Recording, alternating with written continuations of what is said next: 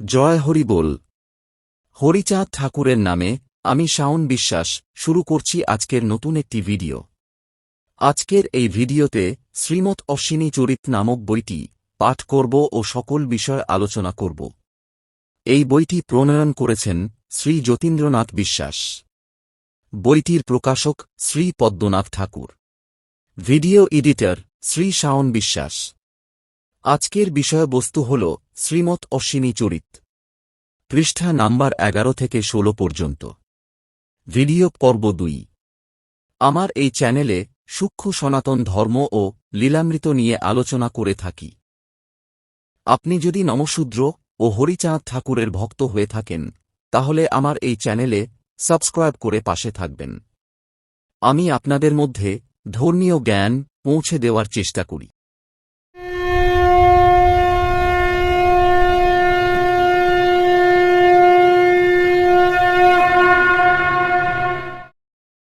একদিন সকালে তারক গোঁসাই অশ্বিনীকে বললেন, বাড়ির পশ্চিম দিকের মাঠের জমি চাষ করতে হবে। অশ্বিনী কথা শুনে অবাক। সে জমি অশ্বিনী চেনে না। এখন উপায় কি? গোঁসাই নির্দেশ করে পাড়ায় বেড়াতে গেছেন।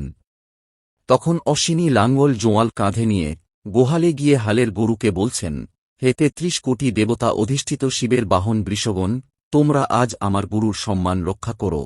তোমরা তো আগে সেই জমি চাষ করেছ, আজও সেই জমিতে গিয়ে দাঁড়াও। বলামাত্র গরুগুলি আস্তে আস্তে হেঁটে চলল, আর তার পিছনে অশ্বিনী লাঙ্গল জোয়াল নিয়ে যেতে লাগলেন। হালের গরু দুটি ঠিক সেই জমিতে গিয়ে পূর্ব দিকে মুখ করে দাঁড়াল। অশ্বিনী গরুর কাঁধে জোয়াল দিয়ে তাতে লাঙ্গল সংযোজন করে জমি চাষ করতে থাকলেন। দুপুরের আগে জমি চাষ করা হয়ে গেল। গরুগুলি স্নান করায় পতিত জমিতে ঘাস খেতে দিয়ে ক্লান্তশান্ত অশ্বিনী একটি গাছের নিচে শুয়ে পড়লেন। দক্ষিণা বাতাসে অশ্বিনী ঘুমায়ে পড়লেন। এদিকে তো পূর্বের বেলা পশ্চিমে অনেকটা হেলে গেছে, অশ্বিনী বাড়ি ফিরছেন না। এজন্য তারকের মন উচাটন। সহ্য করতে না পেরে নিজে অশ্বিনীর তালাশে বের হয়ে পড়েন। দূর থেকে দেখেন গরুগুলি বেশ ঘাস খাচ্ছে, কিন্তু অশ্বিনী কোথায়? দেখেন অশ্বিনী একটা গাছের নিচে ঘুমিয়ে আছেন, আর বেলা পশ্চিমে হেলে যাওয়ায় গাছের ছায়া সরে গেছে। ইত্যবসরে দুটো সাপ ফণা বিস্তার করে অশ্বিনীকে ছায়া দিচ্ছে। এ দৃশ্য দেখে গোঁসাই তন্ময় হয়ে গেলেন। তিনি কাছে যেতে না যেতে সাপ দুটো অদৃশ্য হয়ে গেল। তারক গোঁসাই অশ্বিনীকে জড়ায় ধরে কেঁদে ফেললেন। বললেন, বাবা, অনেক কষ্ট করেছ, বাড়ি চলো। অশ্বিনী গরুগুলিকে বাড়ি যাওয়ার নির্দেশ করলে গরুগুলি ঘাস খাওয়া বন্ধ করে বাড়ির দিকে রওনা হল। বাড়িতে এসে তারক গোঁসাই সস্ত্রীক অশ্বিনীকে স্নান করায় খাবার খেতে দিলেন। খাবার খেয়ে অশ্বিনী বাড়ির দক্ষিণ পার্শ্বে নিমতলায় বিশ্রাম করতে গেলেন। এইভাবে জয়পুরে প্রায় 1 বছর কেটে গেল। মাঝে মাঝে মহানন্দ পাগল অশ্বিনীর সঙ্গে দেখা করতে আসতেন। কুশলাদি জেনে আবার চলে যেতেন। একদিন তারক গোঁসাই মহানন্দ পাগলকে বললেন, অশ্বিনীর কবি গাইতে হবে। মহানন্দ উৎসাহ প্রকাশ করে বললেন, সে তোমার ইচ্ছা। তোমার হাতে ধরে দিয়েছি, যেভাবে যা করে তোলো, আমার আপত্তি নাই। অশ্বিনীর কণ্ঠস্বর ছিল অতি মধুর। তারক গোঁসাই অশ্বিনীকে তার কবির দলে দোহার করে নিয়ে নানা জায়গায় কবি গান গেয়ে চলতে থাকেন। তারক গোঁসাইয়ের উপস্থিত মতে রচনাকৃত বুলি অশ্বিনীর কণ্ঠে এমনভাবে ঝঙ্কৃত হতো যে শ্রোতৃবর্গ মোহিত হয়ে যেতেন। এইভাবে প্রায় 2 বছর তারক গোঁসাইয়ের সঙ্গে চলাফেরার পরে অশ্বিনীর সুপ্ত কবিত্ব শক্তি জাগরিত হল। একদিন কালিয়ার চালনা থেকে গান করে ফেরার পথে তারক গোঁসাই অশ্বিনীকে দল করে কবিগান গাওয়ার জন্য অনুরোধ করলেন।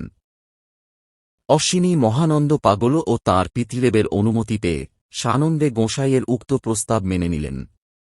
এভাবে তারক গোঁসাইয়ের সৌজন্যে অশ্বিনী কবিগানের দল করার প্রস্তুতি আরম্ভ করলেন। এই সময় জয়পুর বসে শ্রী শ্রী হরিচাঁদ ও ভগবান গুরুচাঁদের মহিমা সম্পর্কে কয়েকটি গানও রচনা করেন। তার মধ্য থেকে কয়েকটি গান মহাসংকীর্তনে মুদ্রিত হয়। অশ্বিনী কবির দল করে মাত্র 3 বছর কবিগান গেয়েছিলেন। তিনি যখন স্বরচিত গান গাইতেন তখন নিজে সম্বিত হারিয়ে ফেলতেন। এতে শ্রোতৃবর্গ অবাক হয়ে যেতেন। 3 বছর কবি গান গেয়ে কবি গানের প্রতি তাঁর বীতশ্রদ্ধা এসে যায়। তাই তিনি নির্জনে ঠাকুরকে ডাকার পথ খুঁজে নেন। এই সময় তিনি প্রায়ই বাড়িতে অবস্থান করতেন। মাঝে মাঝে অপরের ও নিজের জমিতে মজুরি দিতেন। প্রায়ই বড় বাড়িয়ার পোদ্দার মশায়েদের জমিতে মজুরি দিতেন। তবে পোদ্দার মশায়ের নির্দেশ ছিল অশ্বিনীর জমিতে কাজ করতে হবে না। আলে বসে তামাক খেলেও মাঝে মাঝে দু-একটা গান গেলে অশ্বিনীর কাজ করা হয়ে যাবে। এতে অন্যান্য কৃষাণরা একটু ঈর্ষা করত। পোদ্দার মশায় একদিন অন্যান্য কৃষাণদের বললেন, অশ্বিনীর অসীম ক্ষমতা দেখবে। ওই জমিটা নিরাবে আর পাশের জমিটায় বসে সে গান করবে। জমি নিরান হবে না। অগ্রহায়ণ মাসে দেখবে কোন জমিতে কিরূপ ফসল হয়। সত্যই সকলে কথাটা শুনে মনে মনে ভাবতে লাগল, ইহা কেমন করে সম্ভব হয়। আস্তে আস্তে জ্যৈষ্ঠের পরে আষাঢ় মাসে প্রবল বর্ষণে ভীষণ বন্যা হয়ে সব জমি তলিয়ে গেল। যে জমি নিরান হয় নাই তার আগাছা জলে ডুবে পচে গেল। আশ্বিন মাসে দেখা গেল পাতলা পাতলা ধানের গাছ এমন ঘন হয়েছে যে তার মধ্যে নৌকা চালাবার উপায় নেই। অগ্রহায়ণ মাসে নিরান দেওয়া 2 বিঘায় 40 মণ, আর নিরান না দেওয়া অশ্বিনীর বসে বসে গান গাওয়া 2 বিঘায় 75 মণ ধান হয়েছে। এতে অন্যান্য কৃষাণরা বুঝতে পারল কেন গৃহস্বামী অশ্বিনীকে বিনা পরিশ্রমে পারিশ্রমিক দেয়। ইতিমধ্যে অশ্বিনী অনেক গান রচনা করে ফেলছেন। অশ্বিনী নিজে লিখতে পারতেন না, তাই তাঁর খুড়াতো ভাই ভদ্রকান্ত পণ্ডিত গানগুলি লিখে যত্ন সহকারে সংরক্ষণ করতেন। পথে হাঁটতে হাঁটতে অথবা রাতে একটা গান গুন গুন করে গেয়েছেন। বাড়িতে এসে বা বিছানা থেকে উঠে ডাক দিতেন ভদ্র, ভদ্রের আর বুঝতে বাকি থাকত না কেন ডাকছেন। তিনি সঙ্গে সঙ্গে পেন্সিল কাগজ নিয়ে অগ্রসর হতেন। অশ্বিনী বলতেন আর ভদ্র পণ্ডিত অতি মনোযোগ সহকারে শুনে লিখে ফেলতেন। এমনিভাবে যখন তিনি পূর্ণ যৌবনে পদার্পণ করলেন তখন তার পিতামাতা আত্মীয় স্বজন তাকে বিবাহ দেওয়ার জন্য আলাপ করতে থাকেন। কিন্তু অশ্বিনী বিবাহ করতে নারাজ। সকলের বারবার অনুরোধ এবং তাঁর পিতৃদেবও যখন বললেন, শ্রী শ্রী হরিচাঁদ এবার গার্হস্থ্য প্রসূত ধর্ম প্রচারে অবতীর্ণ হয়েছেন, তাঁর আদর্শ মেনে চলতে অবশ্যই সংসারী হতে হবে। অবশেষে অশ্বিনী সম্মত হলেন। অবশেষে কাননচক নিবাসী সঞ্জয় মণ্ডলের কন্যা মালঞ্চ দেবীর সঙ্গে তিনি পরিণয়সূত্র আবদ্ধ হন। বিবাহের 4 বছর পরে তাঁর বিমলা নামে এক কন্যা সন্তান জন্মগ্রহণ করে। মায়ামোহ সংসারে জড়িয়ে পড়ার আশঙ্কায় অশ্বিনী গৃহী হয়েও সংসারের প্রতি অনীহাভাব দেখা দেয়। তাঁর স্ত্রী আদৌ ধর্মের প্রতি অনুরজা ছিলেন না। তিনি কামকামনা, লোভ লালসা ও বিলাস আসক্তা ছিলেন। আর অশ্বিনীর চিন্তা চেতনা ছিল তার বিপরীত। এই দ্বিমুখী পরিবেশে সবসময় তিনি অন্তর্জ্বালায় জ্বলতেন। আমি অতি শৈশবে অশ্বিনীর স্ত্রীকে দেখেছি, একসঙ্গে ভাত খেয়েছি, কোলে উঠেছি। আমার ছোটবেলায় তাঁর যে আচরণ দেখেছি তাকে আমার মনে হয় গোঁসাইয়ের স্ত্রী ঐরূপ না হলে তিনি জগৎকে আরও অনেক কিছু দিয়ে যেতে পারতেন। তাই তিনি আক্ষেপ করে লিখলেন, সাধের এক ময়না পুষে ঘটল যন্ত্রণা। কত চাল ছোলা তোর ঠোঙ্গায় দিলাম, পাখি তোর ঘ্যাজ ঘ্যাজি বল তেও গেল না। সাধ করে পুষেছি ময়না, তোরে সাজাবো বলে ভক্তি রসে গড়েছি গয়না। পাখি শান্তি হরিচাঁদ বলে না, আমার ওই খেদে আর প্রাণ বাঁচে না। শোন বলি ও ময়না পাখি, এবার হরিগুরু গানে আমায় কররে সুখী। ও সেই কালো বিড়ালকে দিব ফাঁকি, তাহলে ভব পারের ভয় রবে না। কত না সমাদর করে, কত চিনি সন্দেশ মন্ডা মিঠাই খাওয়ালাম তোরে। বলবি হরি কথা বদন ভরে, অন্তরে ছিল আমার এই বাসনা। রেখে মোর হৃদি পিঞ্জিরায়, কত দিবানিশি হরি কথা শুধালাম তোমায়। পাখির তো হল না ভাবের উদয়, চিরদিন রইল মনে এই বেদনা। অশ্বিনী মনোদুঃখে কয়, পাখি হরিগুরু বল বলে না, করি কি উপায়। ও সে বাহ্য কথা বলে সদায়, পাখি তোর জংলি ভাষা ত্যাগ হল না। এই কবিতায় অশ্বিনী তাঁর স্ত্রীকে ময়না পাখি রূপকে উল্লেখ করে নিজের মনের দুঃখ প্রকাশ করেছেন। তিনি বলেন, অনেক সাধ করে তিনি স্ত্রীকে লালন পালন করেছেন, কিন্তু শেষ পর্যন্ত তাঁর জন্য যন্ত্রণার কারণ হয়ে দাঁড়িয়েছে। যেমন কেউ প্রিয় ময়না পাখিকে যত্ন করে খাবার দেয়, তেমনি তিনি স্ত্রীকে নানাভাবে যত্ন করেছেন। চাল, ছোলা, ভালো খাবার দিয়ে তিনি স্ত্রীকে সুখে রাখার চেষ্টা করেছেন। কিন্তু তার আশা ছিল স্ত্রী ভক্তির কথা বলবে, হরিগুরুর নাম করবে, অথচ তা পূরণ হয়নি। স্ত্রী এখনও সংসারী ও সাধারণ কথাই বলে, ভক্তিমূলক ভাব প্রকাশ করে না। তিনি ভক্তির রসে স্ত্রীকে সাজাতে চেয়েছিলেন, যেন সে ধর্মপথে চলে। কিন্তু স্ত্রী, শান্তি হরিচাঁদ, বলে না, এই দুঃখে তাঁর প্রাণ ব্যথিত হয়। তিনি স্ত্রীকে অনুরোধ করেন, হরিগুরু গান গেয়ে তাঁকে সুখী করতে। তিনি বলেন, যদি ভক্তির পথে চলা যায়, তবে সংসারের কালো বিড়াল অর্থাৎ মৃত্যু বা দুঃখকে ফাঁকি দেওয়া সম্ভব। তিনি স্ত্রীকে ভালোবাসা দিয়ে চিনি, সন্দেশ, মন্ডা, মিঠাই খাইয়েছেন। তাঁর অন্তরের বাসনা ছিল স্ত্রী ভক্তির কথা বলবে। তিনি স্ত্রীকে হৃদয়ের পিঞ্জরে রেখে দিনরাত ধর্মকথা শুনিয়েছেন। তবুও স্ত্রীর মনে ভক্তির উদয় হয়নি। এতে তাঁর মনে চিরস্থায়ী বেদনা রয়ে গেছে। তিনি দুঃখ করে বলেন, স্ত্রী হরিগুরু নাম বলে না, তাহলে কি উপায়? স্ত্রী সব সময় বাহ্যিক ও সাধারণ কথাই বলে।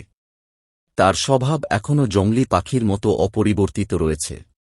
তাই অশ্বিনী গভীর হতাশা ও আক্ষেপের সাথে নিজের দুঃখ প্রকাশ করেছেন। স্ত্রীর দিক দিয়ে অশ্বিনী মোটেই সুখী ছিলেন না। তাই তিনি স্ত্রীকে এড়ায় চলতেন। বাড়ি না থাকতে পারলে থাকতেন না। অশ্বিনী সাধনা অন্তঃস লীলাফন্নু ধারার মতো চলতে থাকে।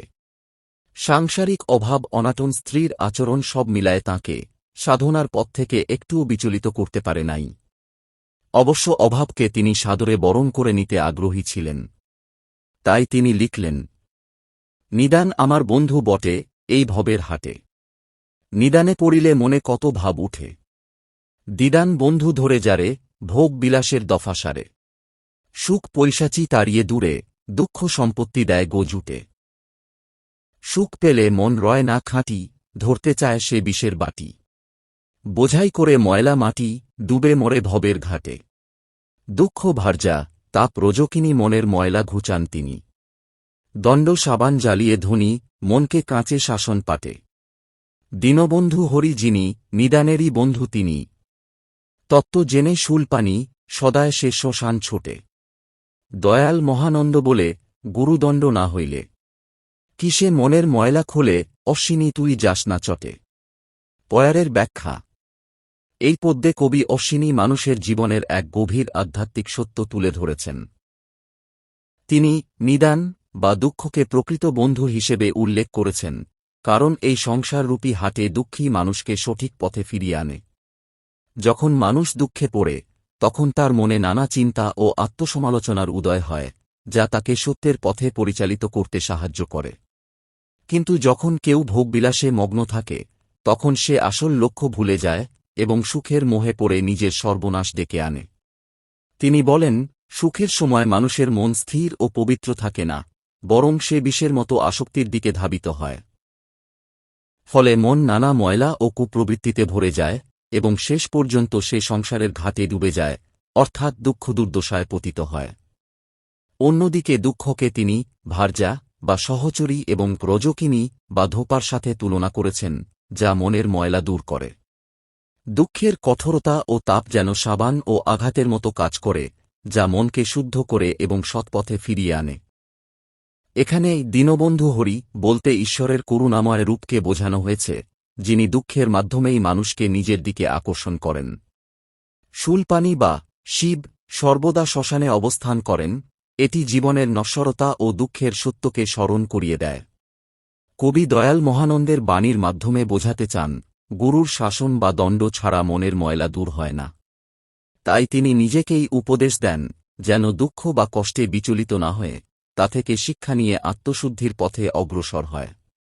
অশ্বিনীর পিতৃদেব কার্তিক চন্দ্র বৈরাগী 2 দিন সর্দি জ্বরে ভুগছেন। অশ্বিনীকে বললেন, বাবা একটা পাকা আনারস খেতে ইচ্ছা করছে। অশ্বিনী তখন একা আনারসের খোঁজে চিতলমারি হাটের দিকে রওনা হলেন। আর মনে মনে চিন্তা করতে করতে পথ দিয়ে হেঁটে চলছেন, আর ঠাকুরকে বলছেন, ঠাকুর তুমি পিতৃদেবের অন্তিম ইচ্ছা পূরণ করিও। বড় বাড়িয়া রাস্তা দিয়ে হাঁটছেন, একটা বাগানের কাছে এলে পাকা আনারসের সুঘ্রাণ তাঁর নাকে এল। তিনি চমকে দাঁড়ালেন। বাগানে প্রবেশ করতে দেখেন সুন্দর একটা আনারস পেকে আছে। তিনি বাগানটা কার জানবার জন্য পথে দাঁড়িয়ে রইলেন। একটা লোক আসলে জিজ্ঞাসা করলেন, এই বাগানটা কার? তিনি উত্তর দিলেন, পোদ্দার মহাশয়দের বাগান। তখন তিনি পোদ্দার বাড়িতে গিয়ে সেই মালিককে কথাটা বললেন। বাগানের মালিক তৎক্ষণাৎ অশ্বিনীর সঙ্গে বাগানে গেলেন। গিয়ে সত্যিই পাকা আনারস দেখে অবাক হলেন। কারণ তিনি প্রায়ই বাগানে আসেন, কোনোদিন তাঁর চোখে আনারস পড়ে নাই। তিনি আনারস তুলে নিয়ে অশ্বিনীর সঙ্গে গঙ্গাচন্না চলে এলেন। আনারস দেখে কার্তিক বৈরাগী খুবই সন্তুষ্ট হলেন। তৃপ্তি সহকারে আনারস খেলেন। এর মাত্র 3 দিন পরে কার্তিক বৈরাগী মারা গেলেন। পিতার মৃত্যুতে অশ্বিনী নিজেকে খুবই অসহায় মনে করতে লাগলেন। যথাসাধ্য বৈদিক পদ্ধতিতে তাঁর শ্রাদ্ধ তর্পণ করার পরে পুরোহিত ঠাকুর গোঁসাইকে বললেন, আপনার পিতৃ শ্রাদ্ধ তর্পণ করার মতো আপনি পিতার সুযোগ্য সন্তান, তাই আপনি নিজে আপনার পিতৃ শ্রাদ্ধ তর্পণ করুন। এ কথায় অশ্বিনী ধ্যানস্থ হয়ে পিতার বিদেহী আত্মার সদ্গতির উদ্দেশ্যে ঠাকুরের কাছে প্রার্থনা জানালেন। হঠাৎ বিদ্যুতের মতো মেঘশূন্য নীল আকাশ থেকে ছুটে এল এক দিব্য জ্যোতি। আবার সেই জ্যোতি নীল আকাশে লীন হয়ে গেল। উপস্থিত সকলে এ দৃশ্যে অবাক হল। পুরোহিত ঠাকুর উঠে অশ্বিনীকে জড়ায় ধরে কাঁদতে লাগলেন। কারণ তিনি সারা জীবন অনেক শ্রাদ্ধতর্পণ করেছেন, কিন্তু এরূপ দৃশ্য কখনো চোখে দেখেন নাই। অশ্বিনীর মতো শিষ্যের কুল পুরোহিত হতে পারায় তিনি নিজেকে ধন্য মনে করলেন। এরপর ভিক্ষা করে যে চাল সংগ্রহ করেছিলেন তা দ্বারা যথা নিয়মে স্বজাতি ভোজন পর্বের আয়োজন করা হল। যাহা কিছু সংগ্রহ করা হয়েছিল তাতে নিমন্ত্রিত সকলের ভোজন ক্রিয়া সমাপন হল। কোনো কিছুর ঘাটতি পড়ে নাই। পরের দিন সুফলা পর্বে উপস্থিত আত্মীয় স্বজন ও অশ্বিনীর অনুরাগী ভক্তবৃন্দ মিলে অশ্বিনীকে তাঁর রচিত গানগুলি পুস্তকাকারে প্রকাশ করার আগ্রহ প্রকাশ করলেন। এতে ভদ্রকান্ত পণ্ডিতও তাঁদের সঙ্গে একমত হয়ে সম্মতি প্রকাশ করলেন। অশ্বিনী নীরব রইলেন। তাঁর চোখে শুধু জল দেখা গেল। উপস্থিত সকলে সঙ্গীতাবলীর নামকরণ অশ্বিনী সঙ্গীত বলে প্রকাশ করায় অশ্বিনী তখন ঘোর আপত্তি করে বললেন, এই গান তার রচিত নয়। যার অনুগ্রহে ও অপার করুণায় তিনি মূর্খ হয়েও এহেন সঙ্গীতাবলী মুখে বলতে সমর্থ হয়েছেন, সেই পরম আরাধ্য পূর্ণব্রহ্ম শ্রী শ্রীহরিচাঁদ ঠাকুর এই বলির কর্তা। তাঁরই উদ্দেশ্যে এই সঙ্গীতাবলীর নামকরণ করা হোক শ্রী শ্রীহরিসঙ্গীত। উপস্থিত সকলে অশ্রুজলে সিক্ত হয়ে অশ্বিনীর এই প্রস্তাব সাদরে গ্রহণ করলেন। এরপর অশ্বিনী তার গানের খাতাটি শ্রীধাম ওরাকান্দিতে গিয়ে শ্রী শ্রীগুরুচাঁদের চরণ কোমলে অর্পণ করলেন। শ্রী শ্রীগুরুচাঁদের আশীর্বাদ ও অনুমতি পেয়ে শ্রীধাম ওরাকান্দির শ্রী শ্রীহরি মন্দিরের পূজারী ও গুরুচাঁদের সেবায়িত শ্রী নীল রতন গোঁসাই গানের বই প্রকাশ করার দায়িত্ব অর্পণ করলেন। অবশেষে 1326 সালে নীল রতন রায় শ্রী শ্রী হরিসঙ্গীত মহাবারুণীর দিনে ভক্তমণ্ডলীর করকোমলে সঁপে দিলেন। অভাব অনাটনের মধ্যে জীবন যাপন করায় অশ্বিনী দুঃখী তাপী মানুষের দুঃখ বেদনা সম্পর্কে সহানুভূতিশীল হিসেবে নিজেকে গড়ে তোলেন। তাঁর আদর্শ ছিল, মনে ভাবি কাঙ্গাল হব, বেহাল সাজিব, ছেঁড়া কান্থা করিয়া ধারণ, গাছতলায় রব।